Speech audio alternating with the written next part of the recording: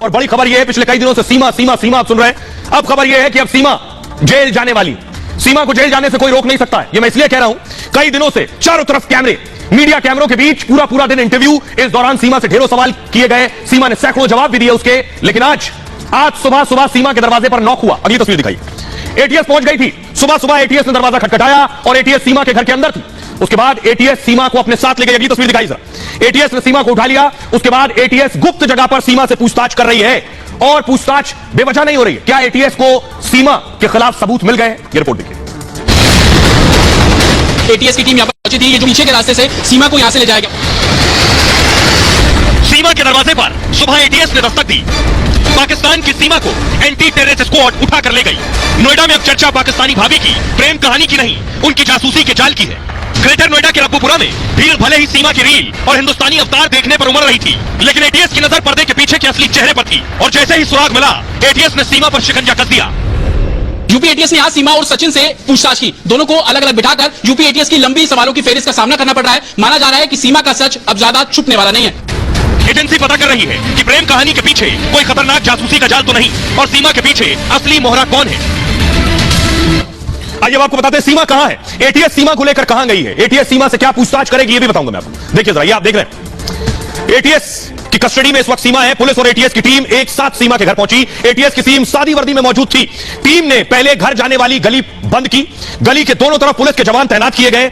इसके बाद टीम ने सीमा हैदर को वहां से निकाला। सीमा को एटीएस की टीम अपने साथ ले गई है। सचिन और पिता नेत्रपाल को भी टीम अपने साथ ले गई है। पुलिस कमांड रूम में सीमा को पुलिस कमांड रूम में रखा गया। नोएडा में ही बताया जाता है, जिस कमांड रूम में सीमा को रखा गया वहां पूछताछ हो रही है। एटीएस सीमा के हर बयान पर नजर रख रही है। सीमा का बदलता चाल ढाल एटीएस के रडार पर है। तीनों देशों में सीमा के मददगारों की तलाश हो रही है कि सीमा की मदद किसने की। एटीएस की जांच कर रही है कि सीमा किस किस से मदद ले रही थी, सीमा के पास कितने मोबाइल फोन, कितने मोबाइल थे, और जांच हो रही है कितने मोबाइल नंबर थे। जांच हो रही है सीमा ने अपने सिम से किस किस से बात की है। पाकिस्तान में सीमा के पति के दावों की भी पड़ताल कर रही है एटीएस। एटीएस को सीमा के आईएसआई कनेक्शन का भी शक है। सीमा हैदर के कई एक्शन उसे संदिग्ध बनाते हैं। लेकिन एटीएस को सीमा पर शक बेवजह नहीं हुआ।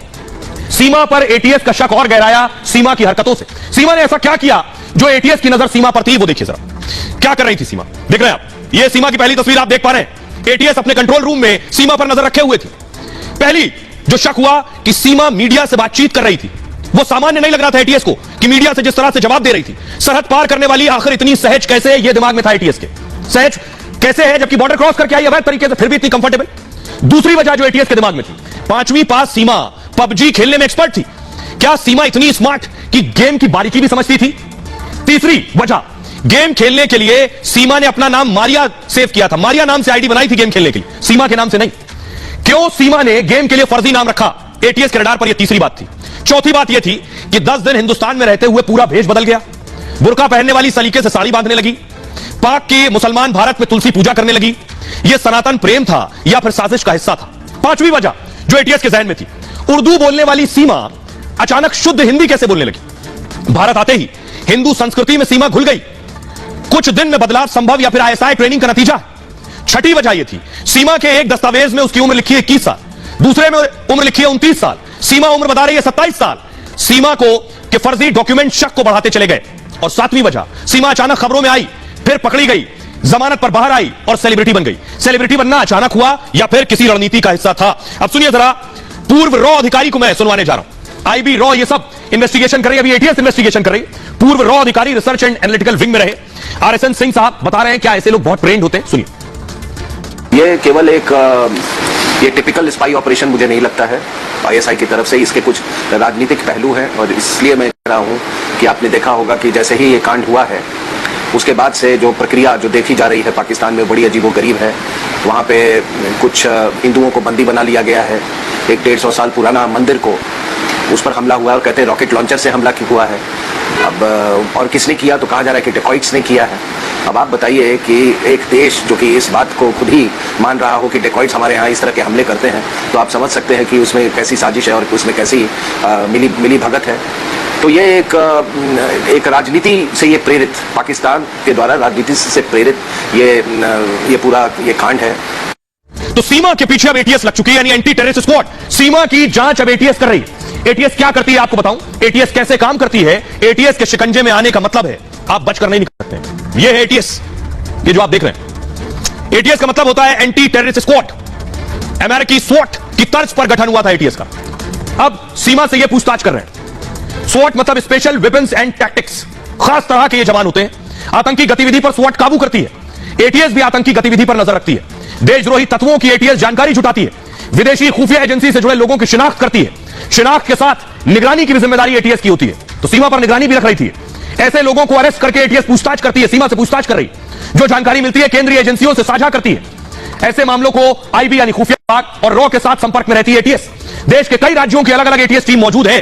सीमा हैदर के मामले में यूपी एटीएस पूछताछ कर रही है। एटीएस सीमा के पाकिस्तानी लिंक को लेकर जांच कर रही है। एटीएस में पुलिस के तेज तर्रार अधिकारी शामिल होते हैं। सेना की तरह एटीएस जवानों की कड़ी ट्रेनिंग होती है। एटीएस की टीम में जवान आधुनिक हथियारों से लैस होते हैं, जो आप देख पा रहे हैं। यूपी में एटीएस का मुख्यालय राजधानी लखनऊ में और एटीएस की कई ऑपरेशनल टीम और फील्ड यूनिट काम कर रही है इस वक्त। लेकिन एटीएस को शक कैसे हुआ?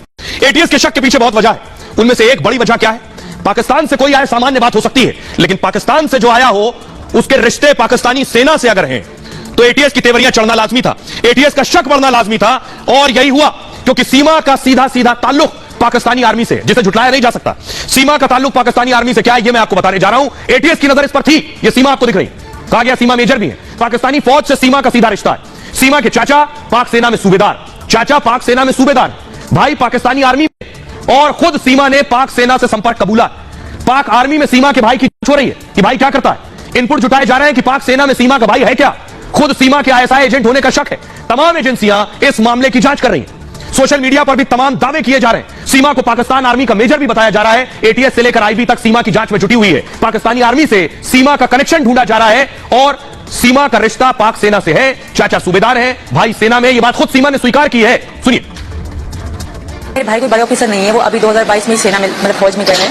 अभी वो कंफर्म भी नहीं हुए, जैसे पक्का ऑफिसर हो जाता है अभी वो भी नहीं बने। वो तो आम हवलदार हैं, छोटे से, इतने बड़े नहीं है। जॉब ना होने के कारण उन्होंने इसमें भर्ती ली।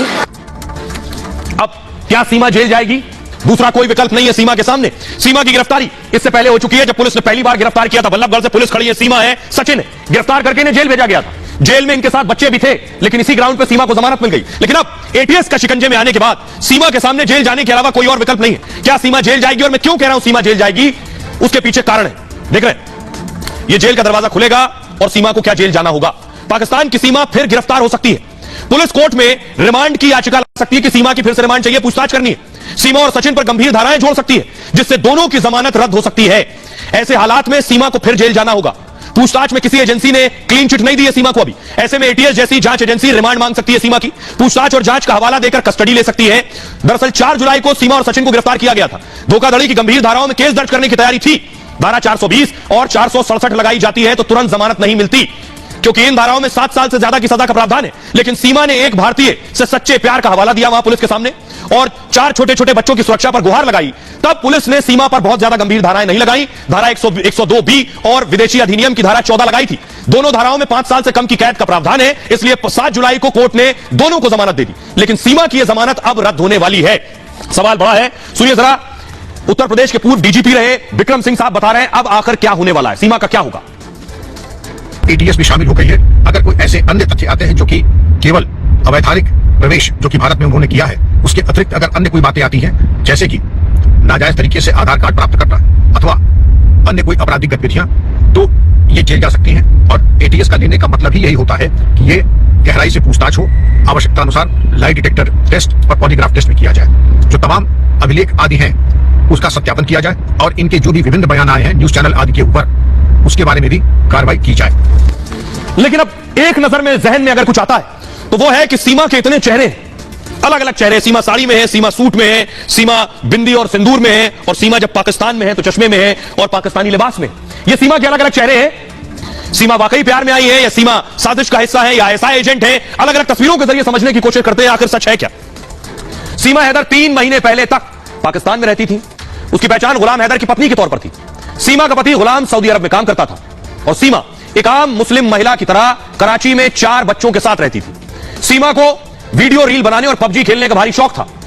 पबजी गेम के जरिए ही वो एक भारतीय सचिन के संपर्क में आई। लेकिन उससे पहले सीमा का कई और युवकों के साथ वीडियो आया, कभी एजाज तो कभी और युवक के साथ सीमा ने वीडियो रील बनाया। मगर अब वो असली प्यार भारत के सचिन को मान रही है। पबजी से सचिन से शुरू हुई बात मुलाकात और फिर प्यार में तब्दील हो गई। सचिन के लिए सीमा ने सरहद की दूरी तोड़ दी, धर्म बदल दिया। सचिन के साथ वो वीडियो बनाने लगी, जीने मरने की कस्में खाने लगी। देखते ही देखते सीमा का अंदाज, तौर तरीका और भाषा तक बदल गया। सचिन के प्यार में पाकिस्तान की सीमा भारतीय संस्कृति के रंग में रंगने लगी। आंगन में तुलसी के पौधे पर जल चढ़ाने लगी, राम नाम जपने लगी, सावन में व्रत रखने लगी, शंकर भगवान को जल चढ़ाना दिनचर्या का हिस्सा बन गया। सीमा भारत की आम हिंदू महिला की तरह साड़ी पहनती है, गले में मंगलसूत्र पहनती है और मांग पर सचिन के नाम का सिंदूर लगाती है। वो रहने बोलने के तरीके से पूरी तरह हिंदुस्तानी हो गई।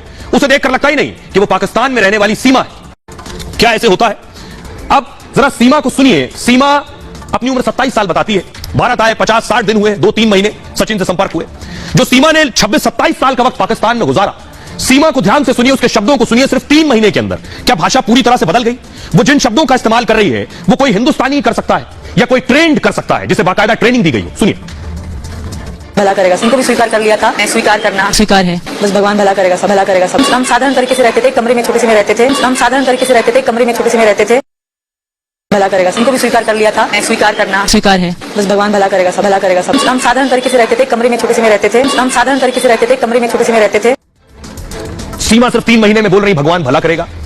हम स्वीकार लेते हैं, हम साधारण हैं। पाकिस्तानी अमूमन बोलचाल की भाषा में इस तरह के शब्दों का इस्तेमाल नहीं करता है। बहरहाल major general retired SP Sinha साहब बता रहे हैं कि आखिर ये एजेंट तैयार होते कैसे, इन्हें कैसे ट्रेनिंग दी जाती है, कितने ट्रेंड होते हैं। सुनिए। एक पाकिस्तान का यूनिट है 412, वो सिंध में लोकेटेड है।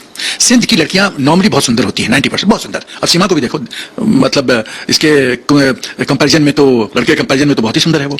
तो ये क्या करते हैं, ये यूनिट 412 एक कैप्टन या मेजर हेड करता है जो कि सिंध में लोकेटेड रहता है, और उसका काम सिर्फ यह है कि सुंदर सुंदर नारियों को जो कि भक्त के भाव में आईएसआई एजेंट बनने के लिए तैयार हैं, उनको पिकअप कर लेता है, शॉर्टलिस्ट करता है, फिर उनकी ट्रेनिंग शुरू करता है। ट्रेनिंग की किस फील्ड में? भाषा की प्रोफेंसी। अब देखो सीमा कितना, ये यूपी का डायलेक्ट बोल रही है। मैं 1998 से नोएडा में हूं, मैं यूपी का डायलेक्ट नहीं बोल सकता, मैं बिहार का रहने वाला हूं।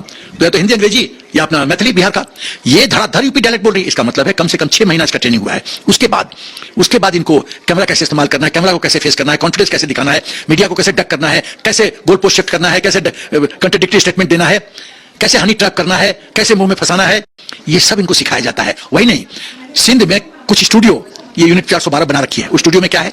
स्टूडियो में हनुमान जी की मूर्ति है, ये फोटो है, हमारी देवी देवताओं का फोटो है, ताकि जब ये हनी ट्रैप करने की कोशिश करे, डीआरडीओ वाला बंदा कैसे फंसा? वो लड़की बोली मैं हिंदू हूं, पाकिस्तान में बहुत तबाह हो रही हूं, और बैकग्राउंड में दिखाया कि लक्ष्मी जी का फोटो वगैरह वगैरह, कन्विंस हो जाता है कि सचमुच में ये हिंदू लड़की है, और अपना धर्म के नाम पे वो वीकनेस में फंस जाता है। तो ये साजिश होती, इस तरह से इस नाग कन्या को ट्रेनिंग दिया जाता है। अब मैं आपको बताता हूं, आप एसपी सिन्हा साहब को सुन रहे थे, इसकी जानकारी मिली कैसे, कौन पता लगाता है? ये देखिए जरा। सीमा बेशक नोएडा के रब्बूपुरा में रह रही हो, लेकिन यह है इंटेलिजेंस ब्यूरो, आईबी के नाम से जिसे आप जानते हैं, खुफिया विभाग। सीमा रब्बूपुरा में थी, लेकिन खुफिया विभाग पूरी जानकारी जुटा रहा था सीमा के बारे में। एक एक अपडेट भारत से लेकर पाकिस्तान तक सारी जानकारियां जुटाई, फिर एटीएस के साथ साझा की, उसके बाद कुछ हुआ। देखिए आईबी क्या करता है। सीमा मामले को लेकर इंटेलिजेंस ब्यूरो शुरू से एक्शन में। गिरफ्तारी से पहले ही आईबी उससे जुड़े इनपुट जुटा रही है। आईबी के इनपुट के बाद ही एटीएस ने सीमा पर शिकंजा कसा है। आईबी ने सीमा के पाकिस्तानी सेना से जुड़े होने का इनपुट दिया, बताया कि सीमा हैदर के चाचा पाकिस्तान आर्मी में सूबेदार है, सीमा का भाई पाकिस्तानी फौज में सिपाही है, और खास मकसद से पाकिस्तान उसे भारत भेज सकता है, इसकी आशंका है। मतलब सीमा पाकिस्तानी जासूस भी हो सकती है। आईबी की भारत की सबसे पुरानी खुफिया एजेंसी आईबी, यह गृह मंत्रालय के अंतर्गत काम करती है। इसका मकसद देश में शांति और सुरक्षा कायम रखना है। इसके लिए आईबी देश के अंदर खुफिया जानकारी इकट्ठा करती है, फिर जांच एजेंसियां और पुलिस को जानकारी साझा करती है। आईबी बेहद रहस्यमय और गोपनीय तरीके से काम करने के लिए जानी जाती है। कई बार आईबी के परिवार तक को नई जानकारी लगती है कि आईबी कर्मचारी कौन सा ऑपरेशन कर रहा है और कहां है। यानी कहने का मतलब यह है कि आईबी के ऑफिसर जो काम करते हैं, उनके परिवार वालों को भी नहीं पता कि उनके घर का सदस्य किसी खुफिया विभाग के लिए काम करता है। सुनिए जरा, एक्स डीजीपी विक्रम सिंह साहब बता रहे हैं आईबी कैसे काम करती है और इस मामले में आईबी ने कैसे काम किया होगा। सुनिए। यह स्पष्ट होना चाहिए, आईबी इन्वेस्टिगेट नहीं करती है, इंक्वायर करती है। इन्वेस्टिगेशन होता है स्थानीय पुलिस के द्वारा, जो कि सीआरपीसी के अंतर्गत किया जाता है। आईबी के जांच के कार्य में समस्त तथ्यों का मूल समावेश और मूल्यांकन होता है, और उसके आधार पर आईबी जो भी अभिसूचना होती है उससे स्थानीय पुलिस और प्रशासन को अवगत कराती है, सावधानी बरतने हेतु परामर्श देती है, और क्या बेहतर किया जा सकता है इसके ऊपर परामर्श देती है। इन्वेस्टिगेशन का काम लोकल पुलिस का होता है, आईबी केवल इंक्वायरी करती है। आइए अब मैं आपको बताता हूं एटीएस क्या जांच करेगी, उसके दिमाग में कौन से सवाल चल रहे हैं। सीमा को लेकर सीमा पूरी तरह से एटीएस के शिकंजे में है। अब तक पुलिस जांच कर रही थी, अब यह जांच थोड़े ऊपर लेवल पर आ गई।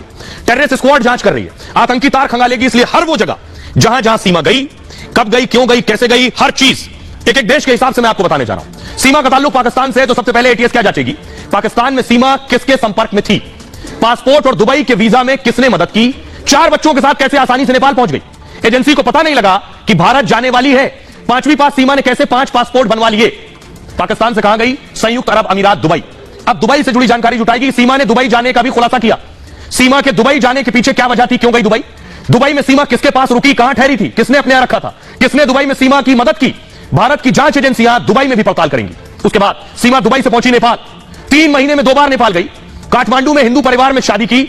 सचिन के साथ एक होटल में 7 दिन तक रही सीमा। दूसरी बार मई में फिर नेपाल पहुंच गई। क्या नेपाल में सीमा की कोई मदद कर रहा था? यह तो साफ है कोई मदद कर रहा था। क्या नेपाल में कोई पाकिस्तानी जासूस भी था?